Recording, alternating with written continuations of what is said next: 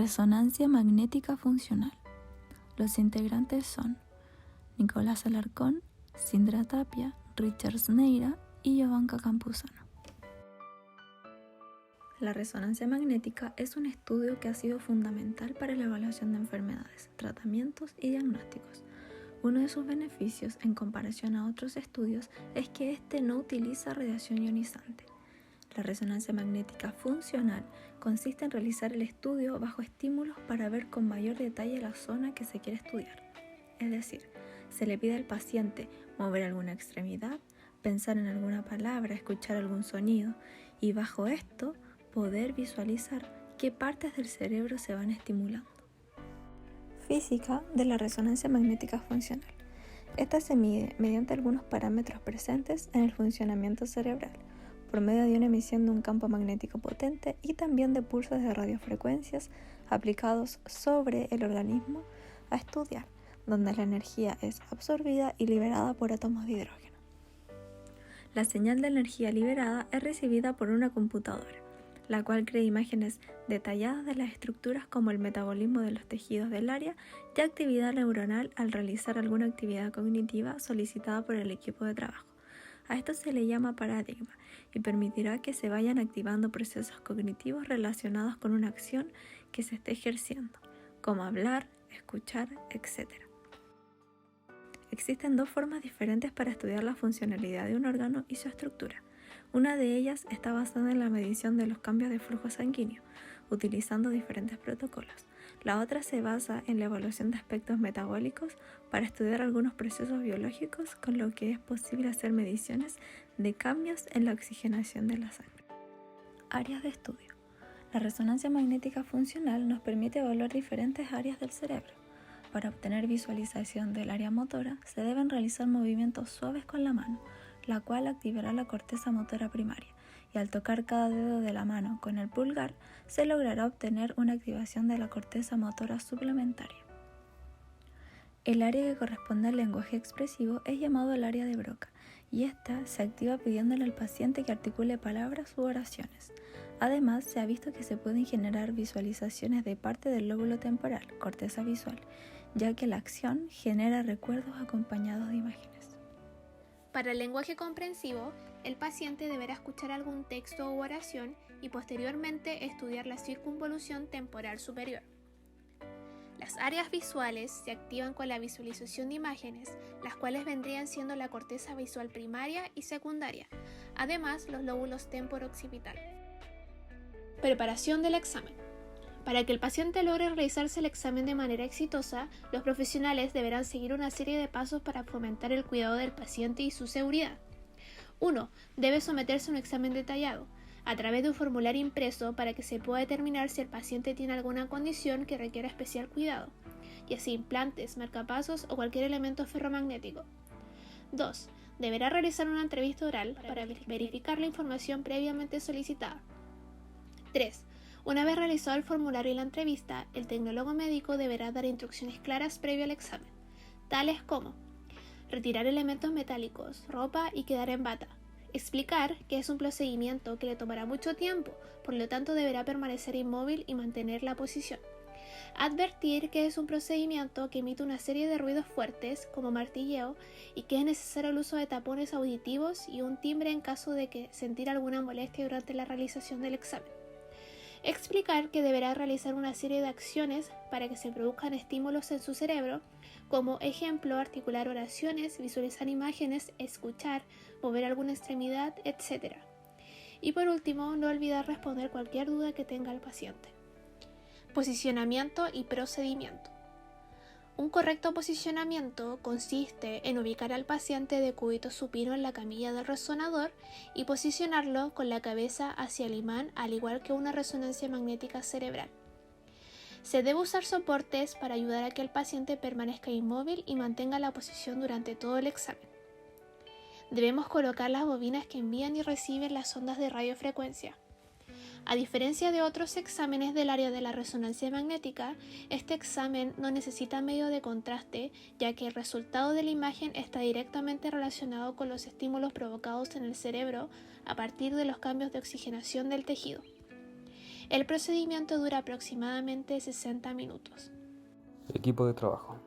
Para lograr llevar a cabo un estudio de resonancia magnética funcional necesitamos un equipo amplio de profesionales capacitados como tecnólogos médicos, son los encargados de realizar el examen, técnicos en radiología, asisten al tecnólogo médico, enfermeras, médico radiólogo, quien realizará el informe final. Además se puede incluir a profesionales como estadísticos para evaluación de datos, neurólogos, neuropsicólogos que diseñan los distintos test cognitivos específicos para la activación de un área cerebral a estudiar, neuroradiólogo que puede interpretar las imágenes. Protocolo. Secuencias Volt. La resonancia magnética funcional se basa en el efecto Volt. Los mapas de la secuencia Volt son el reflejo indirecto de la activación funcional cerebral que detectan los cambios focales en el metabolismo y la hemodinámica cerebral.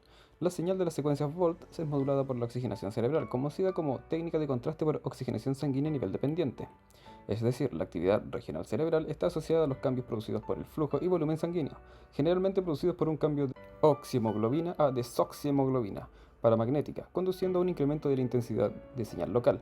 El hierro contenido en la hemoglobina actúa como un excelente inductor de la susceptibilidad magnética que produce el T2 estrella, convirtiéndose en un agente de contraste intravascular paramagnético en cada tejido. El T2 estrella local es determinado por el balance de la desoxihemoglobina a hemoglobina oxigenada dentro de un voxel. Esto es una función de autorregulación arterial local. Al producirse actividad neuronal, se incrementa el flujo de la sangre oxigenada cerebral en una región focal determinada, lo cual aumenta la intensidad de la señal dentro del voxel en T2 estrella. Un incremento de la distribución de la desoxihemoglobina como respuesta a la activación local producirá una respuesta al hierro más oxigenado en la red venocapilar, creando un T2 estrella regional relativamente más prolongado y por ende se produce un incremento en la intensidad de la señal. Patologías. Tenemos algunas cuantas patologías que pueden ser estudiadas por medio de resonancia magnética funcional, y estas son: tenemos la epilepsia, el cual se define como un trastorno que tiene como característica las crisis epilépticas, las cuales pueden ser convulsivas o no convulsivas. Esta es una de las enfermedades neurológicas con mayor importancia en el mundo debido a su prevalencia y su recurrencia en gran parte de la humanidad. Su primera línea de tratamiento son los fármacos antiepilépticos que responden bien a la gran mayoría de los pacientes, pero aproximadamente en un 25% de este tratamiento más convencional no funciona y existe la posibilidad de llevar a cabo procedimientos neuroquirúrgicos con el objetivo de controlar la aparición de crisis epilépticas. En la cirugía de la epilepsia es imprescindible el estudio y mapeo previo de las funciones corticales más importantes. Clásicamente se han utilizado diversas técnicas en las cuales destaca la resonancia magnética funcional. Por otro lado tenemos el Alzheimer, que en sí sus síntomas están asociados a los cambios en el hipocampo. En la demencia, que es de tipo cortical y es mayoritariamente frecuente en la población más longeva. Tenemos que la resonancia magnética es el estudio de imagen que aporta con mayor información a los cambios estructurales en las demencias. Sin embargo, es poco específica para determinar la etiología. Tenemos también que las nuevas técnicas de resonancia magnética proporcionan información funcional además de la morfología. Las imágenes convencionales de resonancia magnética muestran atrofia cerebral difusa con agrandamiento en los surcos y los ventrículos laterales. Tumor. Esta se define como una masa de células anormales alojadas en el cerebro. Estos pueden ser benignos o malignos y se pueden originar en el cerebro o en otras partes del cuerpo y alojarse en el tejido cerebral por medio del torrente sanguíneo. En cuanto a su relación con la resonancia magnética funcional, es de gran relevancia, ya que ayuda a diagnosticar y planificar resecciones quirúrgicas lo más exactas posibles para no dañar tejido sano. Se define GLM como un modelo lineal general, que son utilizados en las tareas dadas en la resonancia magnética funcional. En sí, GLM relaciona las áreas cerebrales activadas con las condiciones extrínsecas de cada tarea. En sí, tenemos dos limitaciones principales en los análisis de GLM. En primer lugar, tenemos que el GLM asume la activación neuronal si está activada o desactivada y coincide con la duración exacta del estímulo en los tiempos correspondientes. Por otro lado, en segundo lugar, tenemos que las redes cerebrales observadas en los experimentos han estado en reposo también y que se presentan durante los experimentos de las tareas.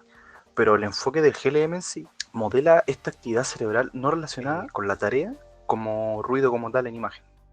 Bueno, mi nombre es Richard Neira, estudiante de Tecnología Médica en la Universidad Villa del Mar, y vamos a hacer una entrevista a don Nicolás Taque. don Nicolás Tapia, sobre la resonancia magnética funcional. Cuéntanos, por favor, ¿existe alguna diferencia entre la resonancia magnética funcional y la resonancia magnética normal? Un montón. Estas diferencias son con respecto a las secuencias que se utilizan para ciertas cosas. La resonancia normal usa varios tipos de secuencias, ¿ya? Según la patología del paciente.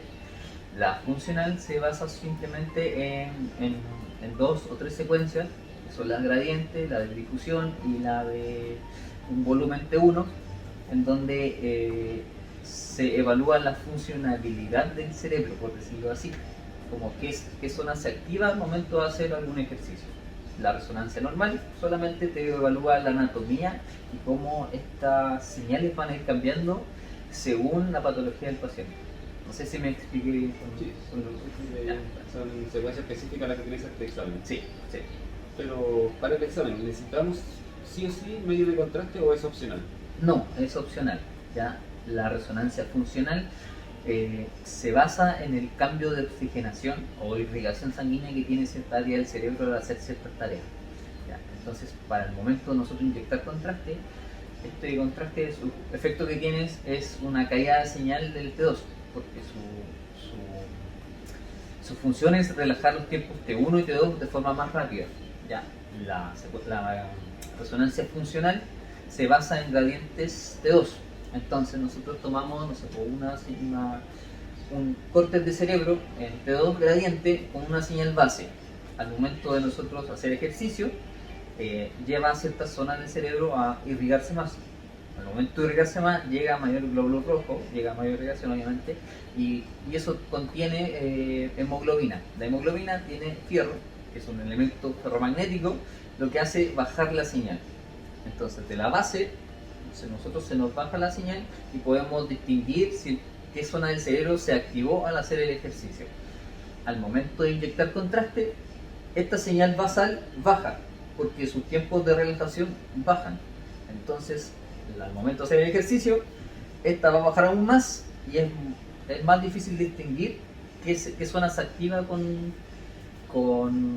el ejercicio. ¿Ya? ¿Es vital usar contraste para resonancia funcional? No. Sí es útil para distinguir mejor la anatomía al momento de terminar la funcional y tomar una secuencia especial para distinguir la anatomía. Pero principalmente para este examen como tal. Para tomarlo como tal no es necesario. No es necesario. Si nos puede explicar un poquito cómo funciona realmente la resonancia magnética funcional, un poco más técnico. Bueno, la resonancia magnética funcional se basa en gradientes T2, ¿ya? Las gradientes clásicas. Estas gradientes son muy sensibles a los cambios de oxigenación en el cerebro, que son secuencias que son muy sensibles a la inhomogeneidad de campo o al depósito de hierro, por ejemplo en hemorragias. Entonces, al momento de pedirle a un paciente que haga un ejercicio, ciertas zonas del cerebro se van a activar, ciertas zonas van a aumentar su concentración de oxígeno, de hemoglobina, y por tanto la concentración de hierro aumenta, lo que implica que su señal baje. ¿Ya? Entonces nosotros tenemos señales basales, tomamos imágenes en reposo y imágenes haciendo el ejercicio. Al momento, por ejemplo, de pedirle que el paciente mueva la mano, se van a activar ciertas partes de la corteza, ¿cierto? Que su señal va a bajar, y al momento de compararlas con la imagen inicial, vamos a poder determinar cuál es la zona que se activó. ¿Ya? Esa zona que se activó nos podemos verlo a través de un mapa, a través de una representación 3D con un color, y eso fusionarlo con ciertas otras imágenes, con una tractografía, ¿cierto? Que es como que te muestra la fibra nerviosa, por donde pasa y por donde va, que conecta, o por una imagen anatómica, con un cerebro volumétrico, entonces te muestra cuál es la zona de la corteza que se activó. Y la resonancia magnética funcional, el examen que nos llega una vez que ya está listo, ¿es lo mismo que una tractografía o tienen relación alguna? No, no son lo mismo, no son lo mismo. La funcional se basa en secuencias gradientes. La tractografía es una secuencia de difusión. ¿Ya? La secuencia de tractografía va a medir, ¿cierto?, cuánto se mueve un átomo de hidrógeno y cómo va a ser su dirección de movimiento. Eso genera, por ejemplo, al momento de procesarla, que nos muestre un mapa en donde cuál va a ser el recorrido de una molécula, o puede ser su recorrido de inicio a final, y cómo esta se va conectando a través de fibras. ¿Ya? Esa secuencia nos muestra entonces lo anatómicamente que nosotros no podemos ver, cómo se conectan las ciertas zonas del cerebro. La funcional nos muestra cuál es la zona que se activa, no cómo se conecta cada zona. ¿Ya? Si nosotros las fusionamos, tendríamos un examen más completo, pero no son lo mismo. Pero se complementan. Se complementan, sí. Ahora, si pasamos al tema de los tiempos, ¿es mucho mayor el tiempo que se implementa para realizar una funcional que una resonancia magnética común? Sí, es mucho más porque el paciente necesita primero una preparación previa muy acabada. Tienes que asegurarte que el paciente entienda qué estamos haciendo. Pero está grande. ¿Me asusté? Entonces, necesitas tú que el paciente entienda lo que se está haciendo. Que entienda y entienda las instrucciones, que pueda ver bien adentro, porque esto se proyecta adentro, no hay una pantallita que nosotros tengamos. Entonces tienes que ver bien, asegurarte de que el paciente primero quedó en una zona de confort, que pueda ver bien, que pueda escuchar bien las instrucciones. Si nos vamos a lo técnico, cada secuencia en este centro dura 5 minutos. Entonces son 5 minutos por ejercicio y son mínimo 5 ejercicios. O sea, ya tienes en lo base 25 minutos. Ya, un ejercicio de mano, un ejercicio donde tiene que leer, un ejercicio donde tiene que pensar en un verbo, otro que asociar una imagen a un verbo. ¿Ya? Entonces, además de eso podemos hacerle funcionales de motor mano, o sea, motor pie, motor lengua y otro tipo de cosa que puede el médico pedirnos. ¿Ya? Entonces, podemos pedirle al paciente que mueva los pies. Entonces son 5 minutos más. Entonces ya tenemos media hora de funcional con las secuencias básicas. Aparte de eso, tienes que agregarle que siempre, por lo menos acá, tomamos una tractografía, que en este caso nos dura 7 minutos, ¿ya? Y aparte, a veces cuando inyectamos contraste, son 2 minutos más en pinchar al paciente, poner el contraste y la secuencia de contraste, que son como 3 minutos más. Entonces ya tenemos elongados como unos 40 minutos solamente en tomar la tractografía. Una resonancia normal de cerebro básico, con la secuencia básica en resonancia, son 20 minutos, 25 minutos máximo. ¿Ya? Cuando son secuencias, o sea, son por patología específica, el examen se puede extender hasta media hora, 40 minutos. Pero con la funcional, no, a veces, yo he estado aquí 2 horas con un paciente. ¿Ya? Porque tenés que darle instrucciones, tienes que asegurarte que te entendió. Va a depender del paciente, cómo colabore, si es que va a ser mayor el tiempo del examen o menos. Claro, depende mucho del paciente. Y cómo tú le transmites las instrucciones. Porque tú puedes decirle, mueve la mano cuando esté la pantalla roja. Y el paciente te va a preguntar, ¿pero cómo la muevo? ¿Cachai? ¿Qué movimiento hago? Entonces hay un movimiento que nosotros le enseñamos que se vaya tocando los deditos, ¿cachai? Entonces tienes que ser empático y muy claro al momento de darle la instrucción al paciente. Por eso tienes que dedicarle tiempo. Y pasando al tema de los costos asociados, para tanto la institución como para el paciente, ¿hay alguna diferencia entre la funcional y la resonancia magnética? Me parece que la resonancia funcional se cobra de la misma forma que se cobra un cerebro estándar. ¿Ya? Por medio de FONASA, por lo menos como hospital público nosotros trabajamos con FONASA. Se cobra el mismo código. Ya ahí depende de la letra que sea el paciente, A, B o C, D, o si es particular, cuánto se le cobra. ¿Ya? Lo que sí implica, por ejemplo, para el hospital o para los servicios, es que la resonancia funcional implica un montón otros costos que no están considerados dentro del examen. ¿Ya? Estos son, por ejemplo, costos de tiempo, en donde tienes que explicarle al paciente antes de la resonancia que acepte hacer este examen. Costos también que son posteriores, porque uno tomando las imágenes no tiene los mapas, sino que tienes que procesarlos en un computador externo, generalmente es externo al de resonancia, y es otra persona la que lo hace. Ya en este caso es la Universidad de Valparaíso, la Facultad de Ingeniería Biomédica es la que hace ese proceso. Ya, entonces es otro proceso, con otros costos que están asociados, que nosotros tenemos como un convenio con ellos, entonces no nos generan costo como tal. Ya, pero para el paciente no genera nada, pero es más recurso invertido, es mucho más tiempo. La resonancia magnética funcional es una subárea de la imagenología que se encuentra dentro de la resonancia magnética. Basado en ello, esta rama no requiere el uso de radiación, lo cual favorece y disminuye el daño a lo que pueda llegar a generar al paciente, la cual tiene una gran importancia en el ámbito de la salud, ya que es un gran aporte ante la detección de enfermedades y o patologías cerebrales. Además de este fundamental para las planificaciones quirúrgicas en cuanto a la resección de tumores, ya que entrega precisión y con ello no daña ni saja tejido sano. Otra de las cualidades que tiene la resonancia magnética funcional es que es de gran ayuda en el área de la neurociencia, neuropsicología y todo aquello que tenga que ver con el estudio del cerebro. Tomando en cuenta todo lo mencionado anteriormente, se puede inferir que este tipo de subestudio brinda un gran aporte en diferentes ámbitos, por lo cual lo hace muy recomendable para su uso. Esencialmente porque se puede tratar a un paciente, mejorar su salud y en el mejor de los casos ayudar a sanar, teniendo en cuenta que ese es el fin esencial en el área por parte del personal comprometido con la salud.